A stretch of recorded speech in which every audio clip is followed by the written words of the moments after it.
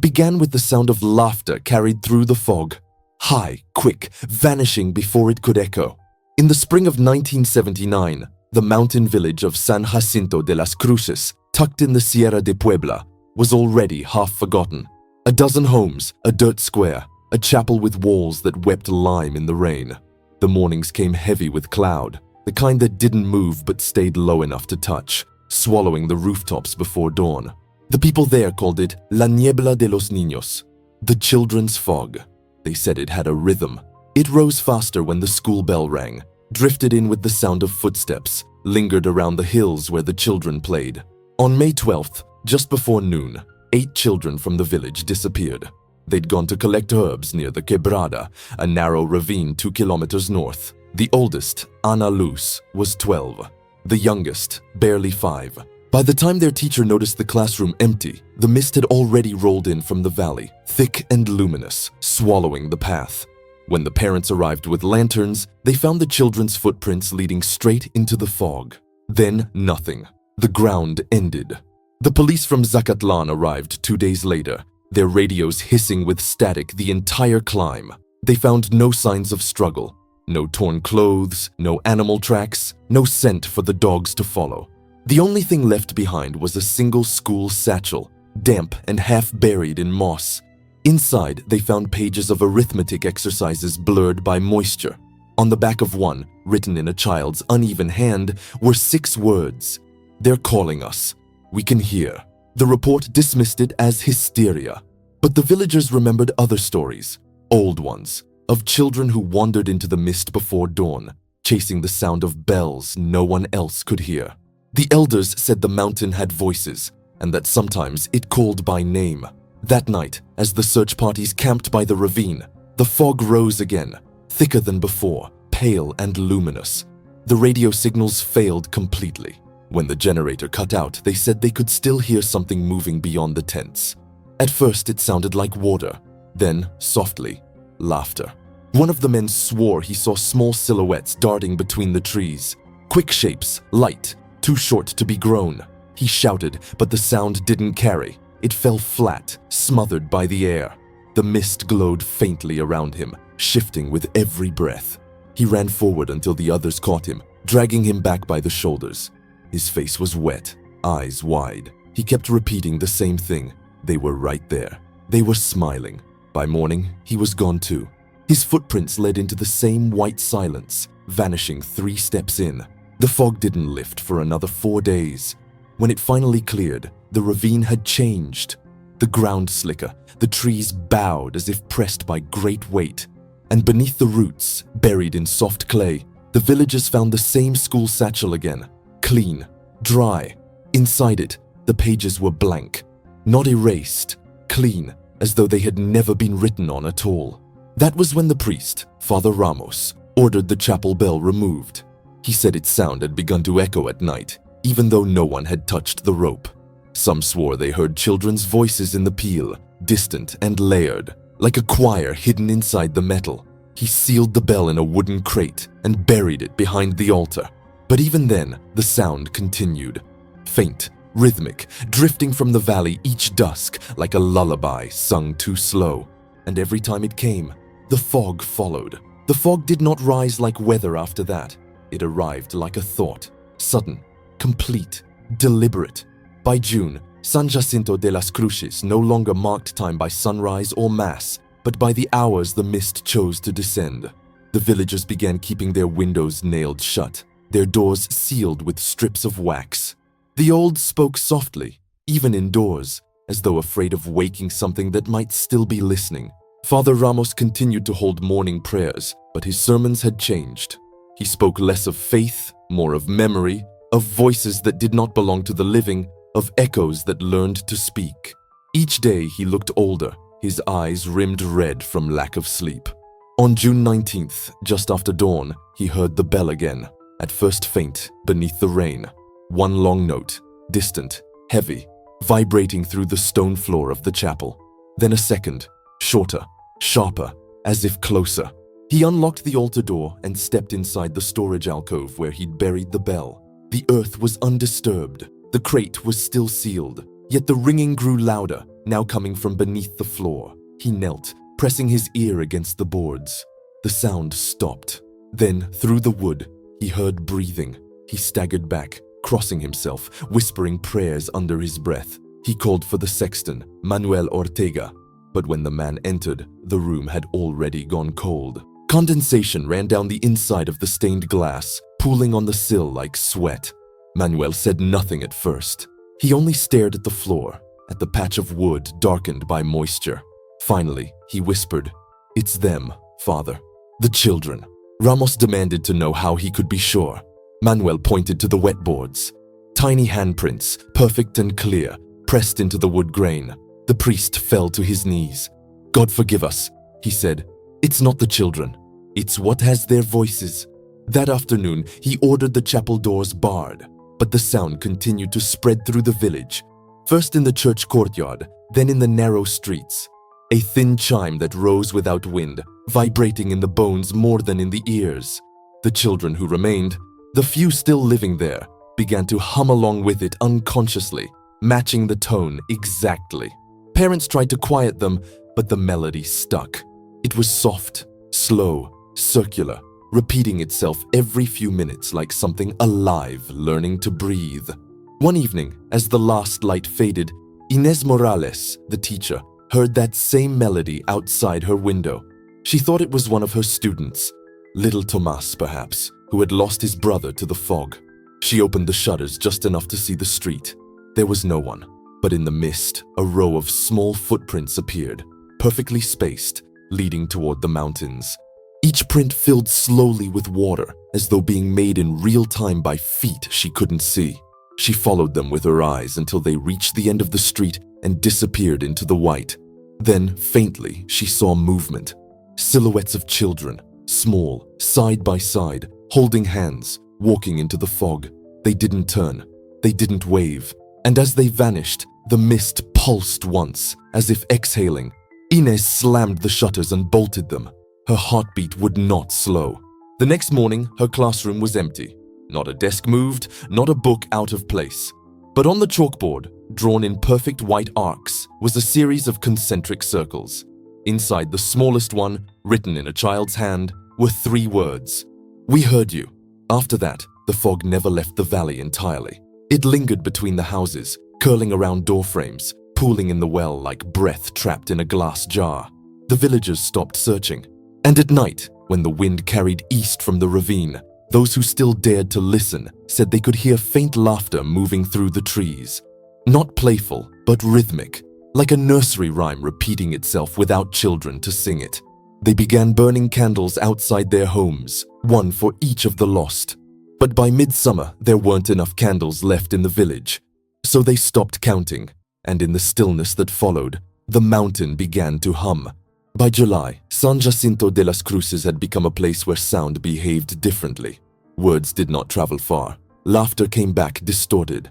Even the church bell, sealed and buried, seemed to answer itself from somewhere far below. The villagers said the fog had learned their names. They began to whisper only when necessary, and only inside. Some moved away toward Zacatlan, carrying what little they owned, but most stayed.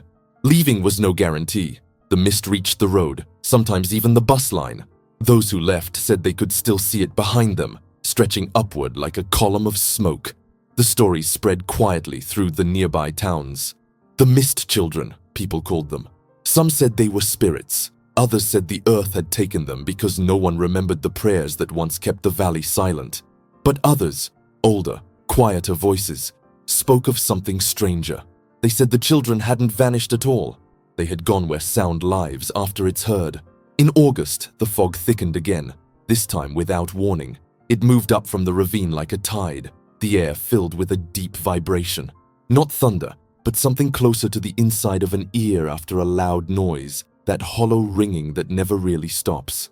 It lasted an entire day. By evening, everything metallic in the village, bells, cutlery, nails, began to hum faintly, vibrating against the wooden tables and beams. Father Ramos wrote in his journal that night, "The air feels tuned, like breath waiting for a note." The next morning, he was found sitting in the chapel doorway, eyes open, rosary clutched in both hands. He was alive, but silent. When they tried to speak to him, he looked past them, lips moving soundlessly. On the wall behind him, streaks of condensation had formed letters, uneven, childlike. "Don't call us." That was the last time the villagers entered the church. 2 nights later, the mist rose again, thicker than ever. It carried with it a smell, not decay, not smoke, but something sharp, metallic, like rain hitting copper. The people stayed indoors, praying softly, though prayer had stopped helping months ago. Then came the first voice. It was small, delicate, a girl's, drifting through the fog as if sung from far below the ground. "Mama." A pause. "I'm not lost." Then more voices, overlapping, some familiar, some not, forming a slow, rhythmic chorus that seemed to move through the streets. Those who dared look outside said the fog glowed from within. Not white, but faintly blue, pulsing gently like the breath of something enormous. No shapes moved in it, but footprints appeared again, across rooftops, walls, even up the side of the chapel. Small, perfect, vanishing as the mist touched them. By dawn, the voices had stopped, but something had changed. The fog no longer waited for the valley to cool. It stayed, motionless, dense, unyielding. For 3 weeks, the sun didn't touch the ground. The air grew colder, wetter. Plants began to rot standing upright. When the fog finally broke in late August, it revealed a village altered, doors swollen shut. Candles melted and fused to windowsills. The fountain in the plaza filled to the brim with clear water, though no rain had fallen in days. And floating in that water were pieces of chalk, dozens of them, each carved with a single name, the names of the children who'd vanished. No one claimed them. No one touched the water. That night, every house kept its lights burning. But around midnight, a low hum began again, rising through the ground. The candles flickered in unison, as if exhaling. Then came the laughter. Soft at first, then closer, spilling through the windows like fog itself. It moved down every street, weaving between houses, circling the plaza, fading and returning until it filled every corner of the village. And when it stopped, it didn't end in silence. It ended in breath, long, deep, collective, the inhalation of something that had waited too long to speak. By September, the fog no longer felt like weather. It had rhythm. It came and went in patterns that matched the church's old bell schedule, even though the bell itself remained buried. The villagers noticed it, tracked it, even tried to predict it. They began to whisper that the mountain was keeping time. One by one, people began to lose their voices. Not to illness, not to fear, simply to silence. The sound left them. Some could still mouth words, but no tone came out. The doctor from Zacatlan, who arrived mid-month, wrote in his notes that the villagers' throats showed no inflammation. He described it as a functional mutism induced by acoustic trauma. But he'd never heard of trauma that left no pain, only quiet. He stayed one night. At dawn, he was gone. His jeep remained parked near the plaza, headlights still on, battery drained. In the mud by the driver's door, they found small footprints, not a man's, not a woman's, children's. They led into the fog. That was the last vehicle to reach San Jacinto. Inside the village, the fog took on new behaviors. It no longer drifted aimlessly. It followed. When someone moved, it moved with them, curling around ankles, rising along walls, responding to movement like smoke that learned intent. The few who still prayed noticed that candles no longer flickered when they prayed aloud. But when they whispered, even softly, the flames trembled, pulsing as though listening. By then, most of the villagers slept during the day. The fog seemed less dense then, though never gone.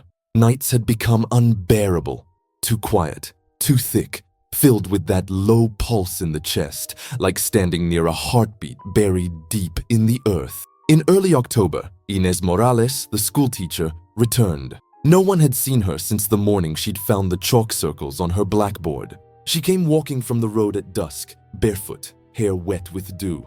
Her eyes were open, calm, her face pale as candle wax. When Father Ramos saw her from his window, he rushed outside. "Inés!" he called, relief breaking through the fear. She stopped and looked at him. Her lips moved, no sound. He stepped closer. "Inés, where have you been?" She smiled faintly, the corners of her mouth trembling as though trying to remember how. Then she lifted her hand, pointing toward the mountains. The fog there was thicker, swirling upward in slow spirals, like something vast exhaling from beneath the ground. Her hand shook, her eyes filled with tears. When she finally spoke, it was in a whisper so soft he almost didn't hear. "They're not lost." Then she turned and walked toward the ravine, vanishing into the mist before he could follow. The priest wrote in his journal that night. Her voice sounded layered, as though others spoke beneath her breath. I heard a child in her throat. The next morning, the fog carried sound again. Faint at first, the shuffle of feet, the ring of laughter, the creak of the school gate moving in rhythm with the wind. Then voices, clear, near, calling names. Parents opened their windows despite themselves. Some ran into the streets, shouting, weeping. The mist glowed faintly blue in the dawn light, and through it, they saw shapes. Small, human, walking slowly, hand in hand. One father swore he saw his daughter among them, her dress soaked, her hair stuck to her cheeks. She smiled when she saw him, raised her hand, and mouthed a word he couldn't hear. He ran forward. The others shouted for him to stop, but the fog moved faster, rising to meet him. He vanished in seconds. His voice never came back. When the mist lifted hours later, the footprints were gone. The plaza was clean, washed by dew, silent. Only the sound of dripping remained, water falling steadily from the bell tower, even though no rain had fallen that night. Father Ramos climbed the tower. Inside, hanging where the bell used to be, was something else. A shape woven from vines and twigs, roughly circular, with ribbons of school paper tied to its frame. He touched one of the papers gently. A name, a child's name, all of them written in small, trembling letters. The shape swayed slightly, creaking in the still air. From below, the villagers heard the sound of children humming. It lasted all night. By late October, the humming had become constant. It came from everywhere and nowhere. The walls, the earth, the air inside people's lungs. The sound was faint, but never ceased, like the breath of a sleeper whose dream had outlasted the body. The villagers stopped ringing the chapel bell years before, but now it rang on its own. No wind, no hands, just a single deep tone, repeating at dusk and before dawn. At first, they tried to ignore it. Then they realized it wasn't ringing from above. It came from below. The sound rose through the stone floor like water, slow and heavy, spreading through the ground until every surface in the plaza vibrated faintly. The windows quivered in their frames. The air shimmered. Children who were still alive, the few left, began waking in the night. They spoke softly in their sleep, reciting names that didn't belong to them, names of the lost. Names no one had spoken aloud in months. When their mothers tried to wake them, the children smiled, eyes closed, and whispered, "They're learning to talk again." No one knew what that meant. The fog returned stronger than ever. It didn't creep this time. It descended. One night in early November, it fell in a single sheet. A curtain of white that erased every sound at once. Candles went out without wind. Matches wouldn't light. By morning, half the village was gone. Not dead, gone. No struggle, no trace, no noise. Beds empty, doors open, floors wet with condensation. The only sign that anyone had been there were words written in the fog on window glass, perfectly legible before evaporating. "We're still walking." Father Ramos was one of the few who remained. He hadn't spoken in weeks. His journal, found later by soldiers sent from Puebla, was half filled with drawings, circles, spirals, and a single sentence written over and over again until the ink bled through the pages. The mist remembers the shape of breath. The soldiers didn't stay long. Their radios failed. Compasses spun. The fog thickened as soon as they entered the valley, muffling the sound of their engines. They fired a flare that vanished before reaching the sky. Only 2 of them came back. They told stories no one believed, of whispers repeating orders before they were spoken, of laughter echoing from inside their helmets. One said he'd seen children standing along the ravine's edge, facing away, their hair and clothes moving in a wind he couldn't feel. When he called to them, they all turned at once. Their faces were blank, washed white by the fog. Not blind, not eyeless, just unfinished, as though memory had forgotten the details. He fired once into the air and ran. When asked what happened to the others, he only said, "They stopped being separate." The government closed the road. They called it a landslide, buried the records under infrastructure files. Maps redrew the terrain as impassable. Within months, San Jacinto de las Cruces vanished from official surveys. But the fog didn't vanish. Satellite images from the following decade show a persistent cloud formation hanging over the valley, unmoving, self-contained, luminous at night. Scientists called it an orographic anomaly. The locals called it la respiración de los niños, the breath of the children. Those who live in the nearby towns still tell stories of nights when the fog drifts down from the mountain and settles over their roofs, of laughter heard through the walls, of voices humming softly beneath the noise of rain. They say the fog doesn't take everyone. It chooses those who answer. And that if you hear your name whispered from far away, you must never respond, because the moment you do, you've already begun walking. By November's end, San Jacinto was nothing more than a word passed between travelers who didn't stay long enough to learn if it was real. The road that once wound toward the mountains was gone, covered by fallen trees, swallowed by erosion. The valley, from a distance, looked normal. Trees, clouds, silence. But those who came close enough to see where the fog gathered said it moved wrong. It didn't roll like mist. It breathed. There were still people assigned to the site. Geologists, hydrologists, engineers, all under the name of reconstruction projects that never began. None stayed past their first week. Radios wouldn't hold frequency. Voices distorted. Photographs came out blurred even on clear days. The reports that survived described the same thing.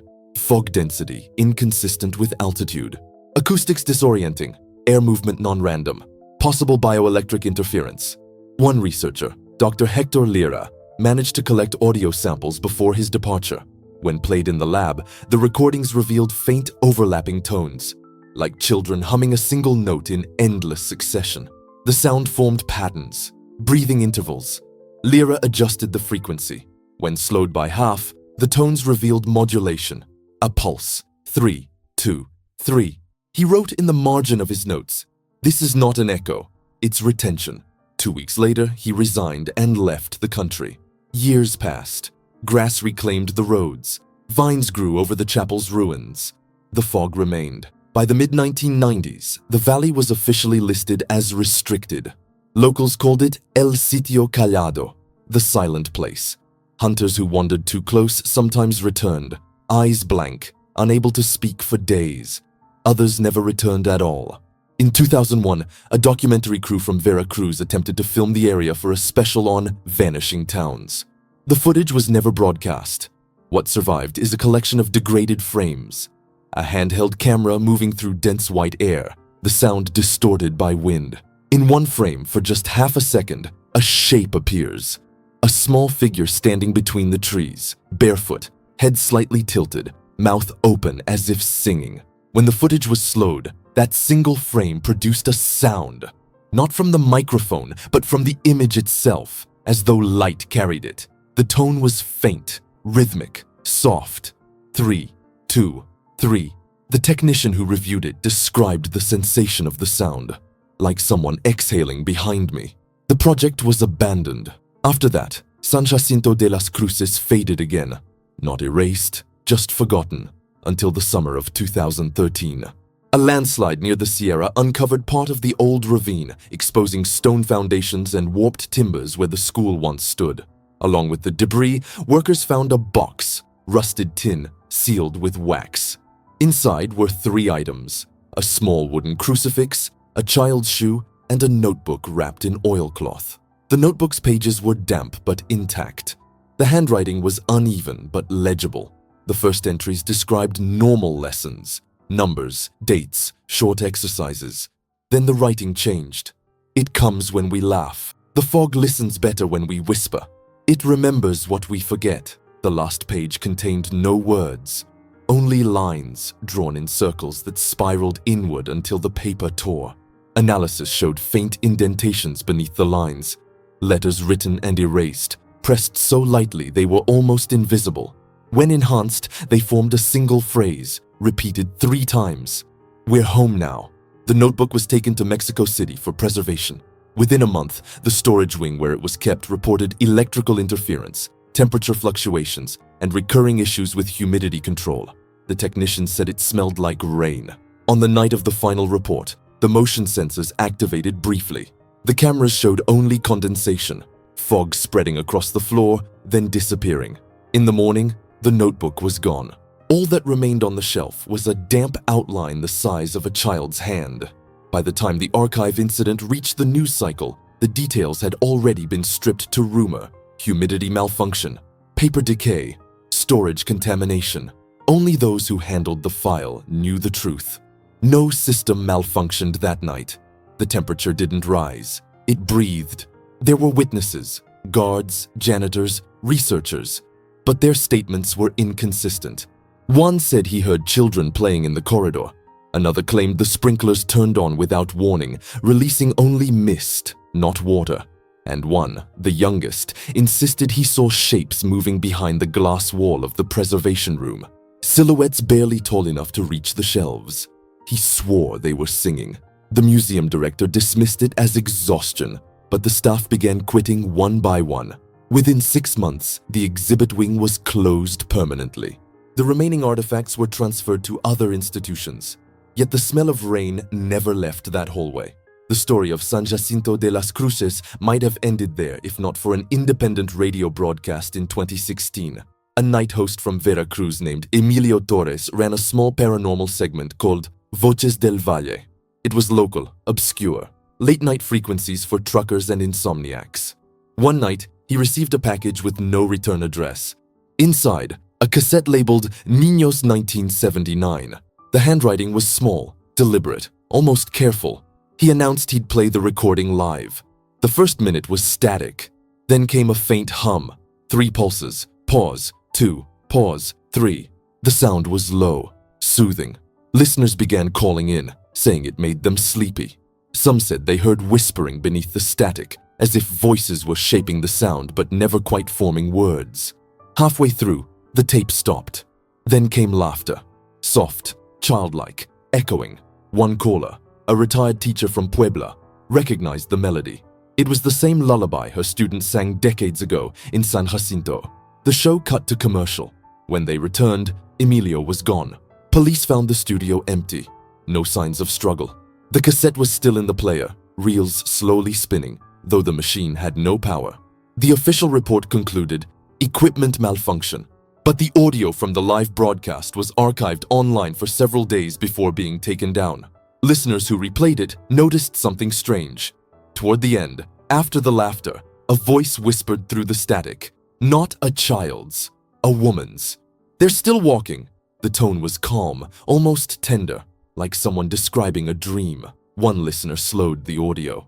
Behind the woman's voice came a second, faint, male, overlapping perfectly. "Don't call them back." The broadcast disappeared after that. In 2019, a research team from UNAM revisited the San Jacinto region using LiDAR imaging. The terrain data showed depressions where the village once stood. A grid of shallow indentations, symmetrical, faintly circular. The center of the pattern was slightly lower, forming a bowl-like cavity. When processed acoustically, the topography produced a frequency signature. The valley acted as a resonant chamber. The dominant frequency, 191 Hz, roughly equivalent to the average pitch of a child's voice. When the data was converted to audio, the resulting sound wasn't random. It carried a slow rhythm, 3 pulses, 2, 3, followed by a pause long enough to feel like breath. The team never published their findings. The file was renamed Atmospheric Interference. But the lab technician who ran the analysis later wrote in a private message to a colleague, "I think the valley remembers its children. Not metaphorically, physically. The fog isn't weather. It's them, or what's left of them. The sound is a kind of heartbeat." I shut down the playback. But when I left the lab, the air outside was vibrating. Quiet, but alive. And for the first time, I understood why no one ever goes back. There are tapes no one listens to anymore. Not because they're cursed, but because they behave like living things. One of them surfaced in 2020. It had been labeled simply Control Audio, Field 7. No date, no coordinates. It was recovered from a shuttered acoustics lab in Guadalajara after the facility's closure. When archivists tested it, the reel refused to record over. Every attempt resulted in the same low hum. 3 pulses. 2, 3. When digitized, spectrogram analysis revealed faint outlines embedded in the waveform. Shapes that weren't noise, but forms. Silhouettes, small and upright, holding hands in a line. Each figure produced a tone corresponding to a slightly different frequency, and when played together, they formed a harmonic scale that rose and fell like breathing. The technician who discovered it, Elisa Paredes, 32, described it in her notes as a memory arranged like a choir. She was last seen 2 weeks later, leaving the lab at dawn with a handheld recorder. Security footage shows her stepping into heavy fog at the edge of the city. She never arrived home. The next morning, her office floor was wet. By then, the story of San Jacinto had grown into myth. It spread online, message boards, videos, podcasts, each retelling blurring the edges further. Some said the children had followed the sound of the church bell into a cavern beneath the valley, where the air still pulsed like a heart. Others believed the mist itself had become conscious, feeding on memory and imitation until it achieved a language. But there were those who remembered differently. People who had been near the valley, who'd seen the fog move in patterns too human to be chance. A climber from Puebla described it best in an interview never aired on television. "I was above it. The whole valley. It looked like breath caught between mountains. It wasn't random.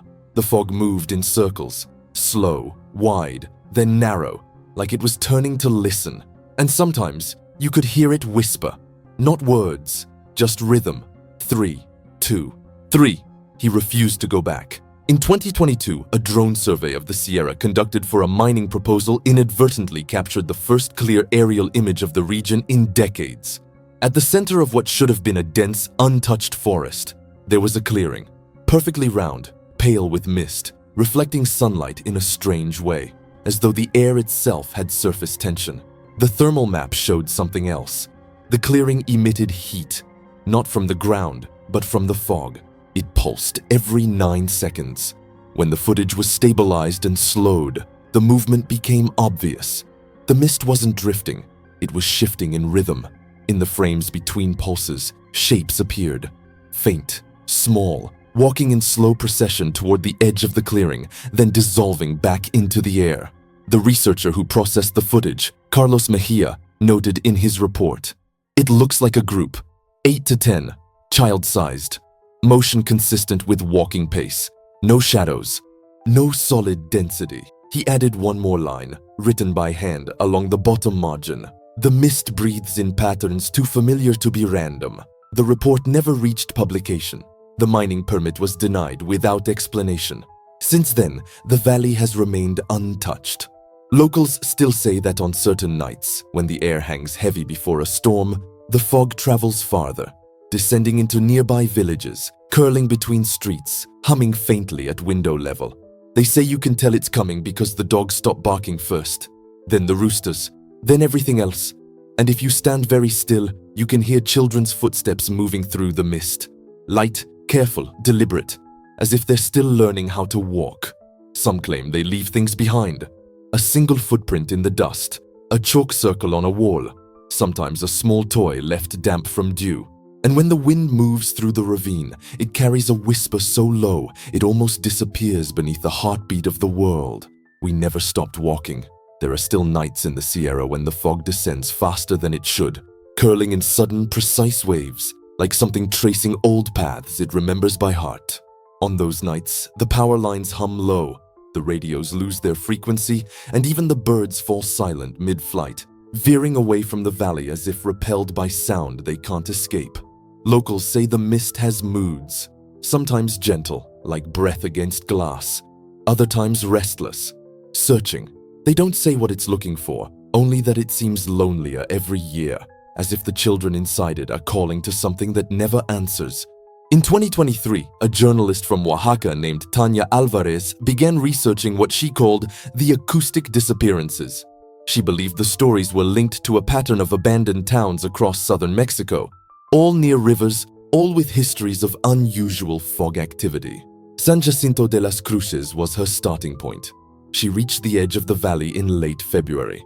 The air smelled faintly of sulfur and rain. Her equipment log, later recovered from her Jeep, notes temperature shifts that didn't match any weather reports. She recorded for 3 days, then she vanished. Only the recorder was found, its casing covered in condensation. The first minute is silence, then comes static, then faint breathing, uneven, slow. At 1 minute and 12 seconds, a voice begins to hum. It's a child's.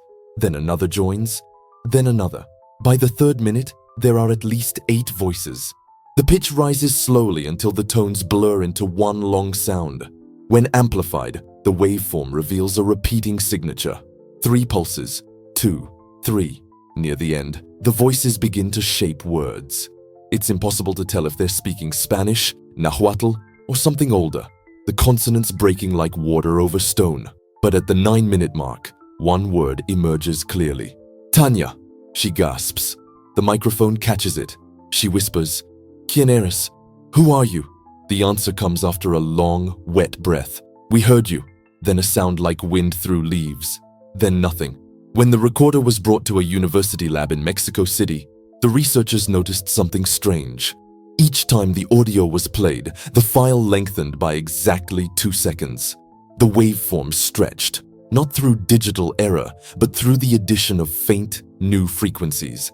As if the recording were listening back. They stopped testing after 5 plays. The final playback ended with a whisper none of them remembered being there before. "Don't forget us again." The last attempt to enter the valley came later that year. An academic expedition funded quietly by the Ministry of Culture, hoping to document whatever geological or meteorological anomaly remained. The team set up sensors at the ridge.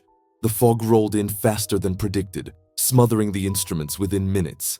Communications failed. The live transmission cut out mid-sentence.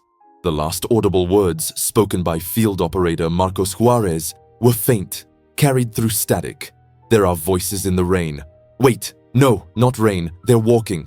Then silence. 3 days later, a rescue team found the camp. The tents were intact. The instruments still glowed faintly green. Every clock had stopped at the same time, 3:23 a.m. The equipment logs showed one continuous sound recorded across every channel. A low hum, the same steady rhythm.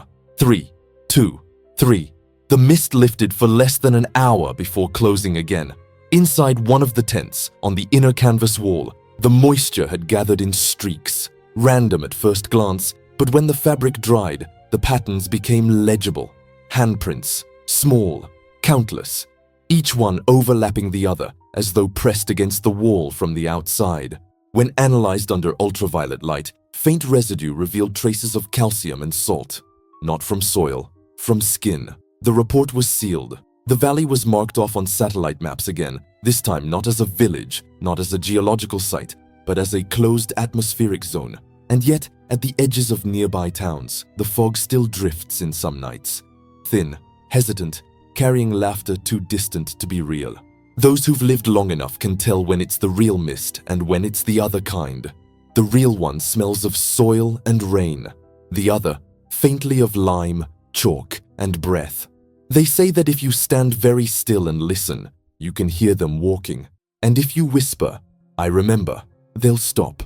But if you whisper, "Where are you?" they'll answer. And when they do, you'll see shapes in the fog, small, human, hand in hand, walking toward you, slowly, patiently, as if continuing a journey they began long before you were born. The valley has no name now. On maps, it's an absence. A green blur where the satellite loses focus. A hollow where data loops back on itself. The coordinates still exist, but if you try to reach them, the GPS turns silent 2 kilometers before the descent. No signal, no static, just blank. Locals don't go that far anymore. Even the forest line has receded, as if the trees themselves have learned to stop growing toward the mist. Only the wind crosses freely, and even it moves slower there, heavy as if thickened by breath. No birds, no dogs, no insects. Just the low, endless murmur of something that never ended. When the wind is right, the sound reaches the villages below. A faint hum, rising and falling like distant ocean waves. 3 pulses, pause, 2, pause, 3. Always the same, always patient. The few who still remember San Jacinto de las Cruces are old now. Their memories don't match anymore.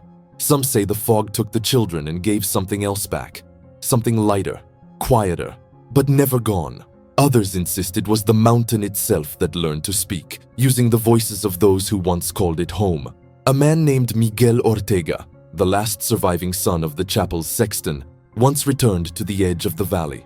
He carried a recorder, an old model from his father's parish days. He pressed the mic into the wind and waited. At first, there was nothing. Then, faintly, laughter. Brief, close, almost warm. He whispered, "Do you remember us?" The recorder clicked twice. Then a voice, a girl's, answered, "We never stopped." Miguel dropped the device. It kept recording for 9 minutes, capturing only fog and breath. When played later, beneath the hum, you can hear something faint, the slow rhythm of footsteps moving away. He never spoke again. In 2025, a team from the National Meteorological Institute conducted an atmospheric pass over the Sierra. One of the researchers, Dr. Jimena Beltran, described seeing a column of silver mist rising from the valley in perfect vertical motion, reaching hundreds of meters before dispersing. The air instruments malfunctioned mid-flight. The recording they made, meant to capture barometric data, instead preserved something else. Faint harmonic tones embedded in the pressure readings. Each tone corresponded to a different frequency, precisely aligned to human breath intervals. When converted to sound, it played back like a lullaby, half-remembered, fading in and out with the static. At the 12-second mark, a whisper appeared beneath it. It wasn't words, not clearly, but every listener described the same impression. A child exhaling through laughter, trying to say a name that had been forgotten too long to sound human anymore. Then silence. Not the kind that ends sound, but the kind that waits for it to begin again. There's a story told quietly in the nearby towns now, of nights when fog rolls through the plazas, thin and clear, almost harmless. They say it feels warm at first, like air from a room that's just been left. If you stand inside it, the world outside fades until all you can hear is breathing. Slow, even, not yours. Some say it's peaceful. Others say that if you listen too long, you start hearing your own name, repeated softly, with affection. And if you answer, even once, you'll see them. Not ghosts, not spirits, just children, small, hand in hand, smiling through the mist, eyes calm, patient. They'll stop a few steps away, and one will reach out a hand. If you take it, you won't feel cold. You won't feel fear. You'll only hear the hum again, that low rhythm pulsing through your chest until you breathe in time with it. 3, 2, 3. And the last thing you'll see before everything goes white is the ground beneath your feet turning soft. Not vanishing, but remembering, because the valley never lost them. It kept them, and now it waits for the rest of us to remember too.